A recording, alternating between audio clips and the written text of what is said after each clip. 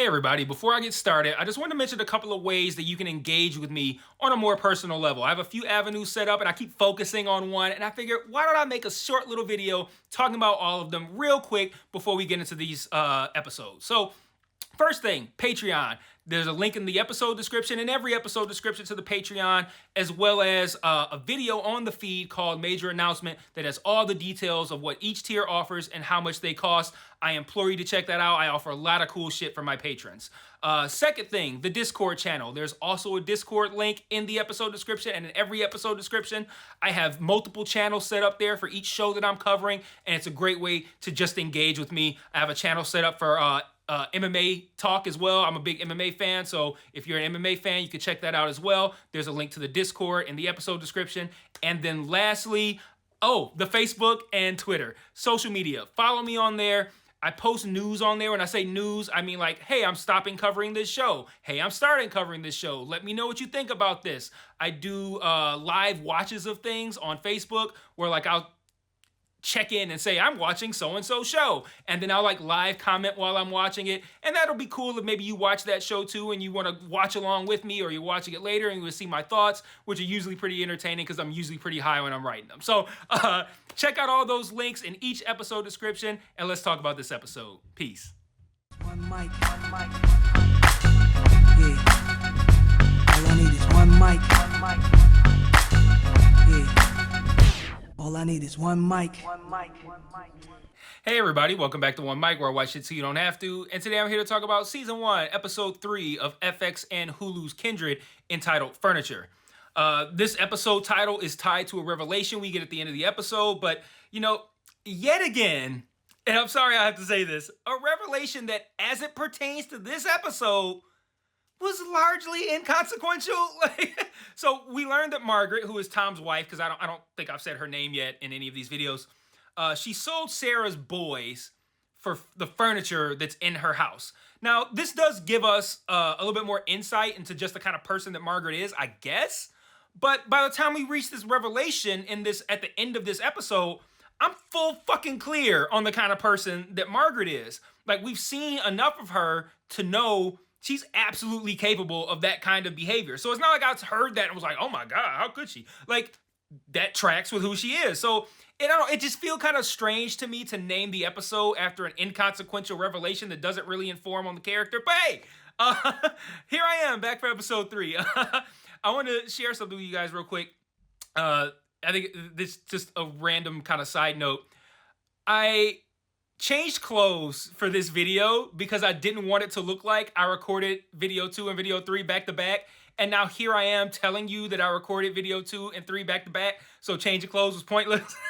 But also the hoodie was getting hot. And I just really wanted to, like, I got home from work and I wanted to bang these videos out. I've been dealing with wanting to get the video out, wanting to get the video recorded all day. So, I came in with my hoodie on and sat down, recorded the first video, and I'm like, fuck, I'm hot, so I took it off. So, but still, I just thought that was funny how I just blew my cover anyway.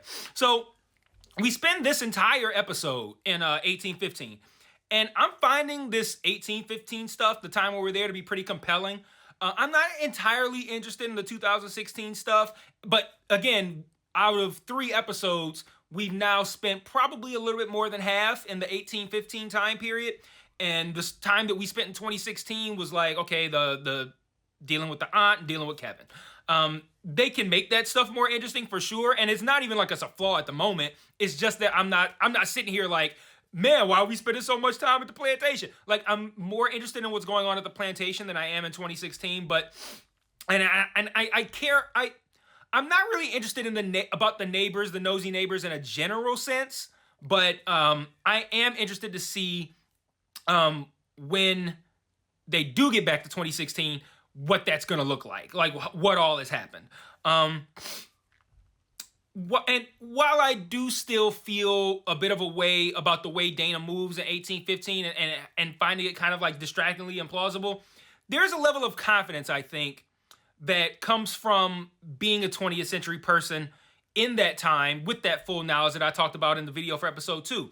And, we can obviously never know how people from our time would behave in that time with, all the full knowledge of what happened. But, in a way, because we can never know, is Dana's behavior implausible? Because I said in the video, like, I might go back and start to be that way. I might go back and be like, hey, maybe I shouldn't do this. It might be just a subconscious kind of way I'm gonna respond. Like, because I'm just gonna be like, everything's gonna look the same, really. Like, I'm gonna see black people, I'm gonna see white people. They can be dressed different, but I'm gonna see like Earth. I feel like there's a possibility that my core will behave, like will prompt me or push me to behave in a same way that I do right now. For all I know, I might go back there and start slapping white people around myself. Who knows? But I do find myself, like I said, wondering how much time will have passed by the time we get back to 2016 and just what's going to be going on by the time we get there. But like I said, I teased this in the previous video. I do feel like there is a possibility that it's not all that implausible that Dana would behave that way. So moving on, what did we learn? I'm starting what did we learn early today, or in this video, because it's the same day that it was for video 2. So we learned that Olivia saw the dude who was beating Dana at the end of episode 1 disappear with her.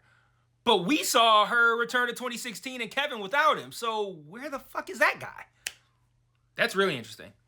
Conversely, we learned that the neighbor's cat that traveled with Dana in episode 1 is still in 1815, I keep saying 1815, and has been adopted by Alice, who is the daughter of Hagar, who Alice now is currently being watched by Olivia because Hagar passed shortly after Dana left in, that would have been episode 1, I believe.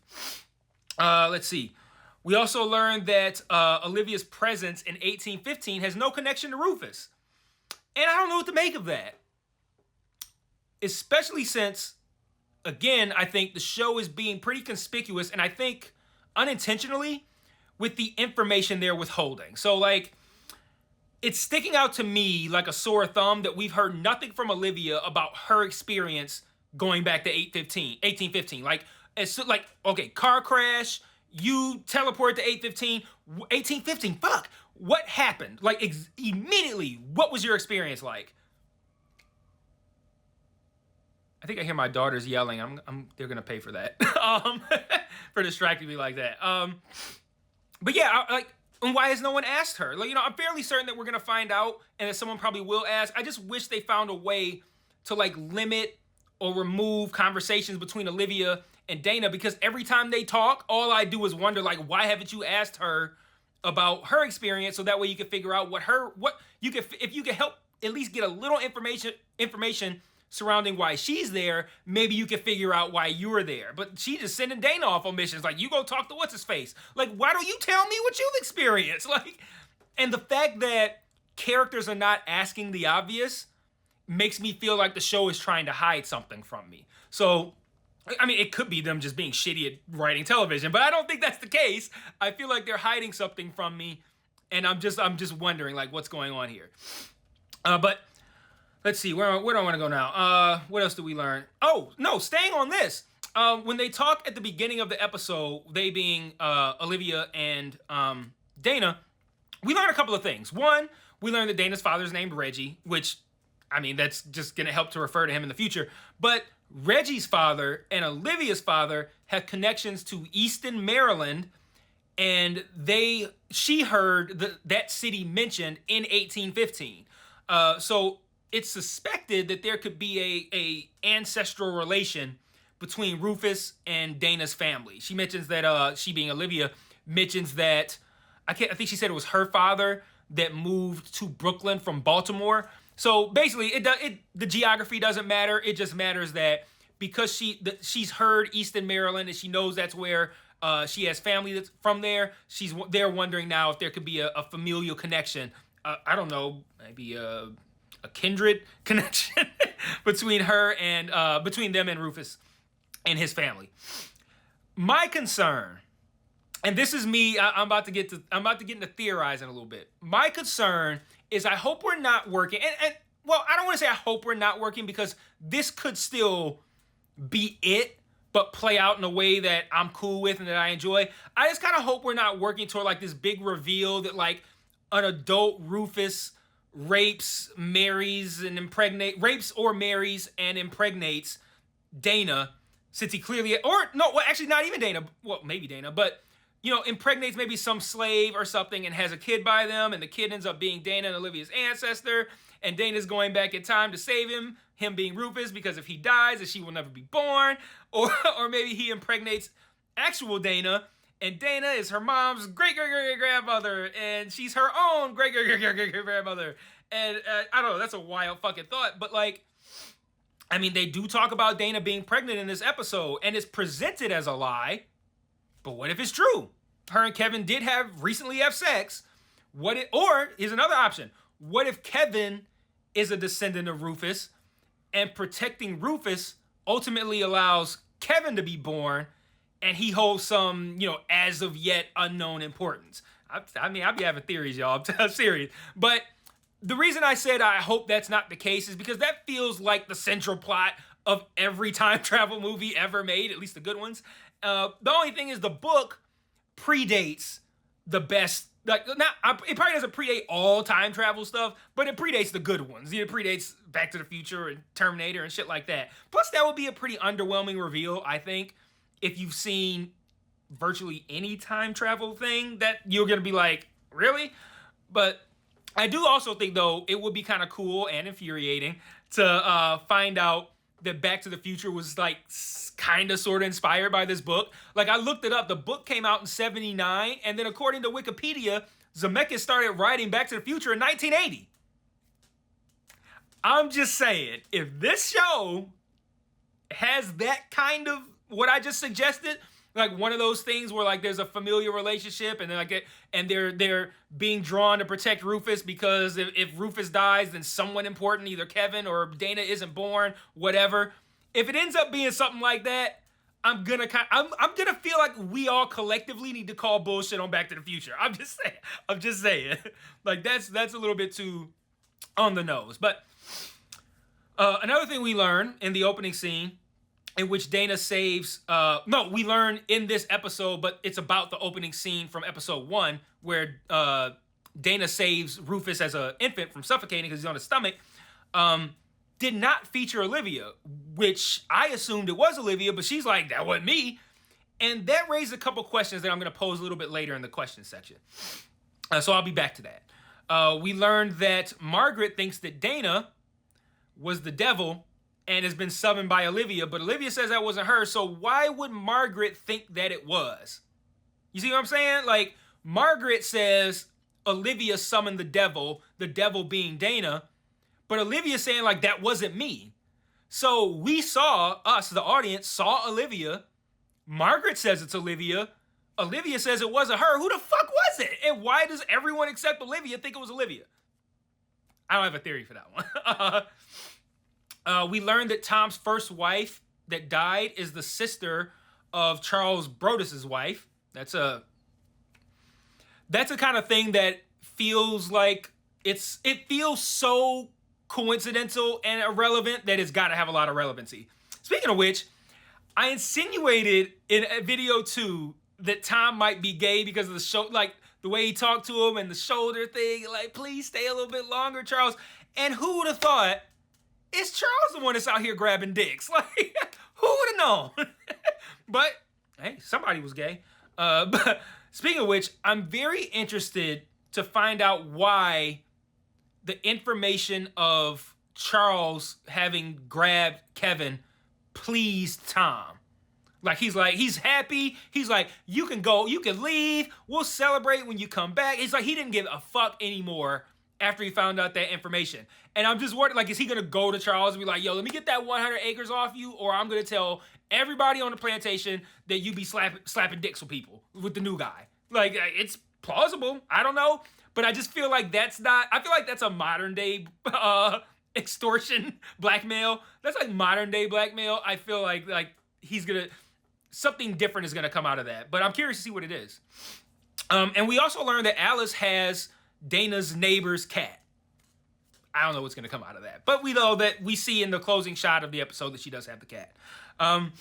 Moving on to questions. So I mentioned I had questions about the opening scene from episode 1. The whole thing about if that wasn't Olivia. So like I said, if it wasn't Olivia, who was it? Kind of the obvious question, who was it? But the less obvious question was whoever that was trying to kill Rufus as a baby before he like becomes Hitler. Like obviously he doesn't become Hitler, but you get what I'm saying, right? Like when we talk about time travel, people will be like, "All right, travel back in time and kill Hitler as a baby," so that never happens. Like whoever that was probably was trying to kill Rufus in a way that's untraceable. Like if you like, that's just gonna look like what's it called now, SIDS. Like obviously they're not gonna be like that's SIDS in 1815, but you know something that doesn't look like foul play. And who would be motivated to do that, to kill Rufus? And if either of my earlier theories is true, who would be motivated to prevent a Kevin or Dana or Olivia from being born or from being together or whatever the case may be, or prevent Rufus from impregnating whoever it is that he might impregnate, whether that's Dana or a random slave, whoever. Who would be motivated to do something like that? Because if you're motivated to kill Rufus as a baby, and you are not Dana, and you are not Kevin, and you are not Olivia, does that mean that there is a third, as of yet unknown time traveler? Or is maybe like, it could be like maybe Olivia's operating in a way, like she don't know she did it, I don't know. But I feel like there might be a third person. I don't know, we'll see.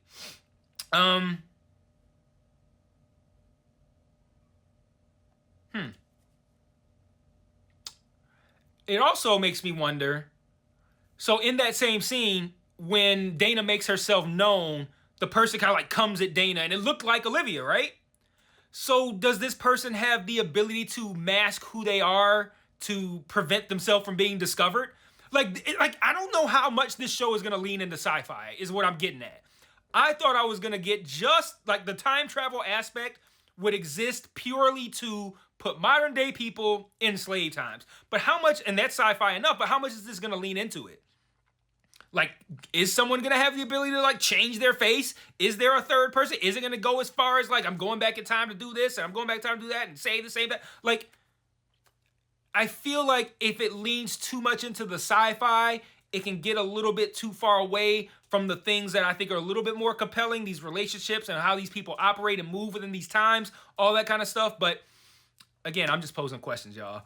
So I'm going to wrap up with a couple of thoughts, and I will probably watch episode 4, maybe even 5 also tonight. I can't promise I'm going to get those videos out in the morning. It still might end up having to be after I get home from work tomorrow, but we'll see. I do still believe, though, I will have all 8 videos up by the end of the day Friday. As the end of the day isn't like the end of Friday proper, like 11:59 p.m.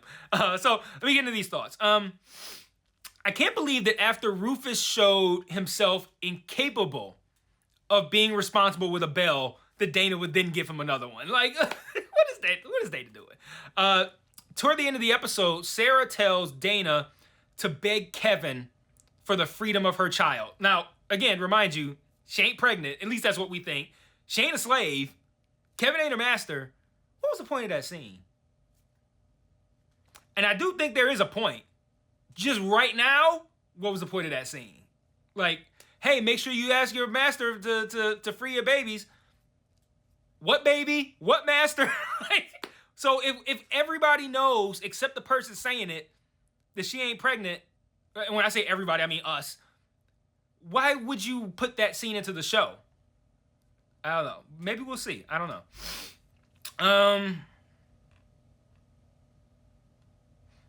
Well, she could be pregnant. At the very end, Olivia seems to send Dana back by giving her poison tea. You know, I mentioned the video too. I don't know, like, how do you make sure that Kevin goes back, since she could be met with some sort of trauma at any time, and then he could be left. He could be taking a shit he doesn't even fucking know, right?